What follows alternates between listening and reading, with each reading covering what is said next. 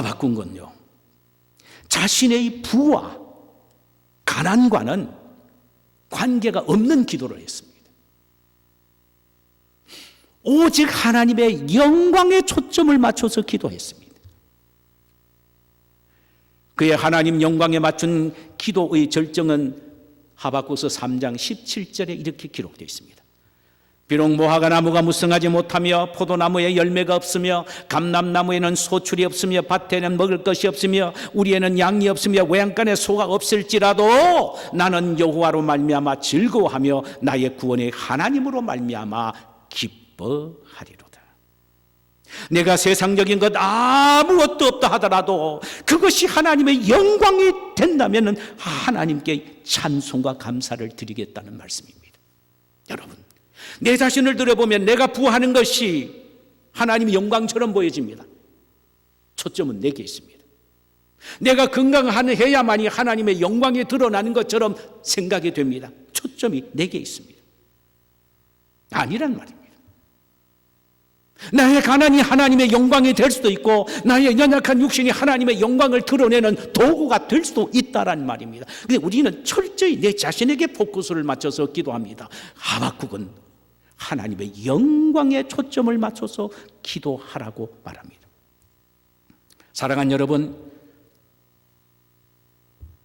우리 모두는 구원의 은혜를 공짜로 받은 사람들입니다. 그렇다면 우리의 삶은 모두 다 덤으로 사는 인생이기에 오늘 오직 하나님의 영광만을 위한 삶이어야 합니다. 그렇다면 우리의 기도 역시 하나님의 영광에 초점이 맞춰져야 합니다.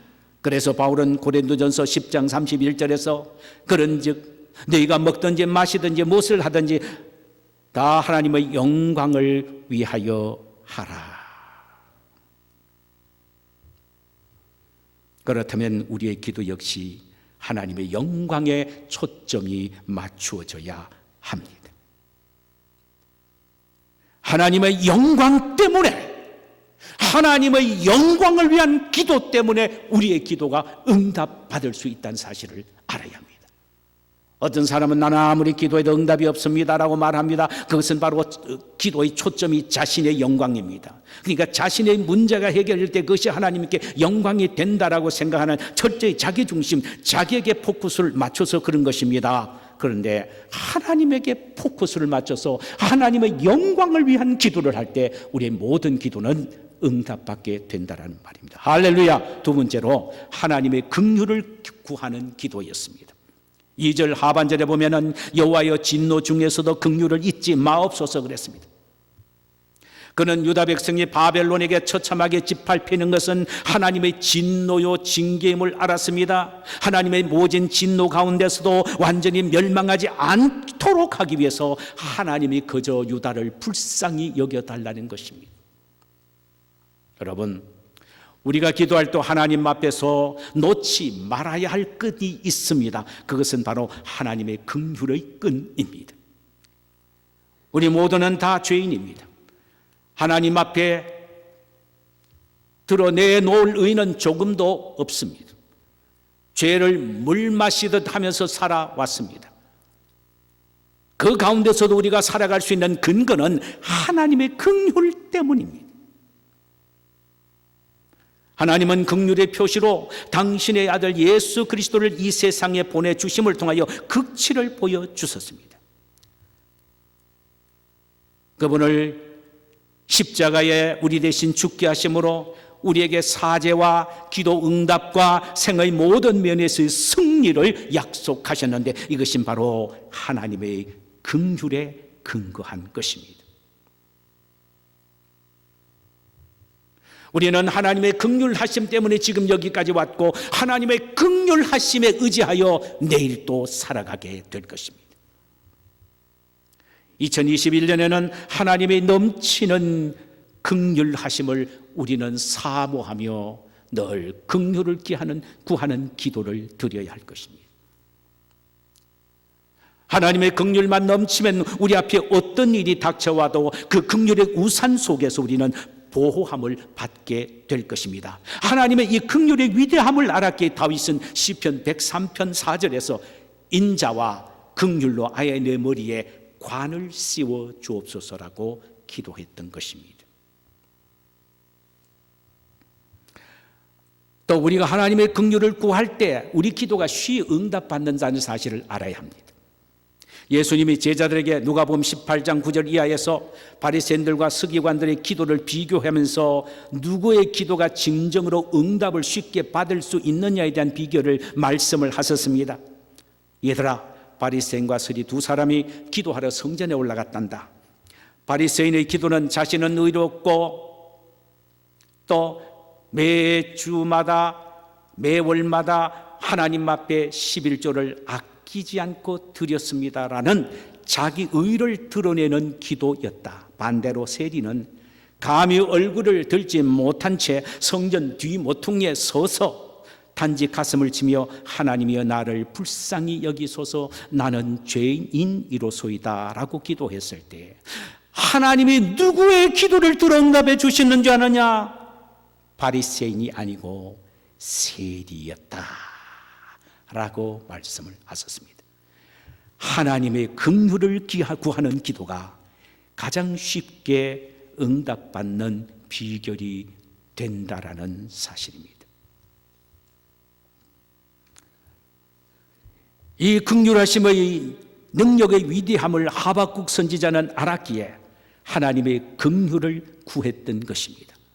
사랑하는 여러분, 21년도도 우리의 기도가 하나님의 긍휼하심을 끊임없이 기도해야 합니다. 하나님이여 나는 죄인이로소이다. 나를 불쌍히 여겨주세요. 나를 불쌍히 여겨주세요. 나를 긍휼히 여기시옵소서. 나에게 긍휼을 베푸시옵소서라고 우리가 하나님의 긍휼을 구한다면 하나님은 한없는 은혜와 축복을 그리고 기도 응답을 우리에게 주실 줄 믿습니다. 마지막 세 번째로는 하나님의 공의를 기도했습니다. 3장 13절입니다.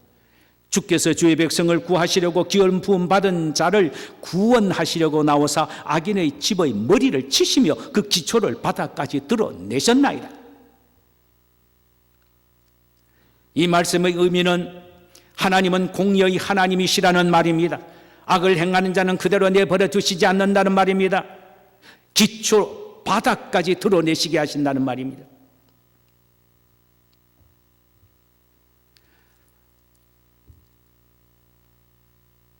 하박국은 하나님께서 인간의 죄악과 불의를 용납하지 않는 공의의 하나님이심을 알기에 당신의 택한 백성들을 구원하시고 저 악인은 바벨론을 하나님의 공의 그대로 징벌해 주옵소서라고 기도했습니다. 그 이유는 하나님은 행악자를 미워하시고 각각 그 행위대로 얻게 하시는 공의의 하나님이시기 때문입니다. 그렇다면 우리는 여기서 중요한 교훈 하나를 받아야 합니다. 우리 역시 기도 응답을 쉬이 받기 위해서는 하나님의 말씀에 순종하는 삶을 살아야 한다는 말입니다. 공의가 뭡니까? 하나님의 말씀대로 그대로 사는 것이요. 그래서 공의를 다른 말로 표현하면 순종인 것입니다.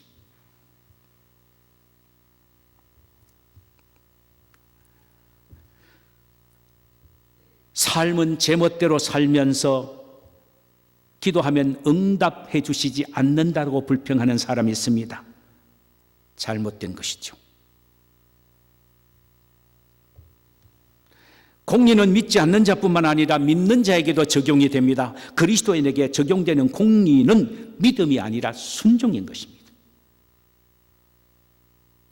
그렇다면 2021년 우리의 기도는 분명해졌습니다. 하나님 말씀을 외치는 해가 아니라 한 말씀으로 지키는 순종하는 하나님의 말씀대로 살아가는 그런 해가 되게 해달라고 기도해야 한단 말이죠. 하박국은 절망 속에서도 하나님의 위대한 구원 계획을 발견하고 그는 그 하나님 앞에 압도당해 기도하기를 시작했습니다. 그의 기도는 하나님의 영광을 위한 기도였고 하나님의 긍휼을 바라는 기도였고 하나님의 공의의 실천을 위한 기도였습니다.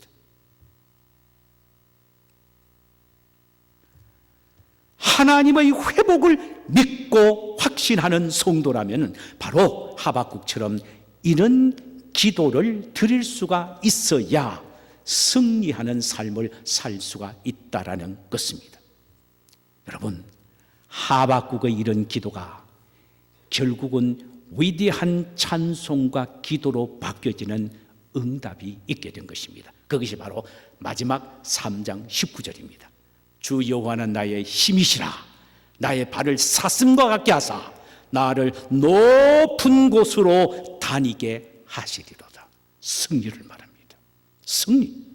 신실하신 하나님이 약속만 하시는 것으로 끝나지 않고 수월 내에 주의 일을 나타내어 주옵소서하고 기도하는 하박국의 기도 그대로 하나님은 그에게 승리를 약속하셨고 하박국은 승리를 경험하셨습니다. 2021년 우리 양해문교회와 우리 모두에게도 주의 일을 수년 내에 나타내시옵소서라는 우리 모두의 기도, 우리의 기도가 응답되는 귀한 축복된 새해가 되시기를 주님의 이름으로 축원합니다. 자, 우리 시간에 찬송 한 장 부르실까요? 430장입니다.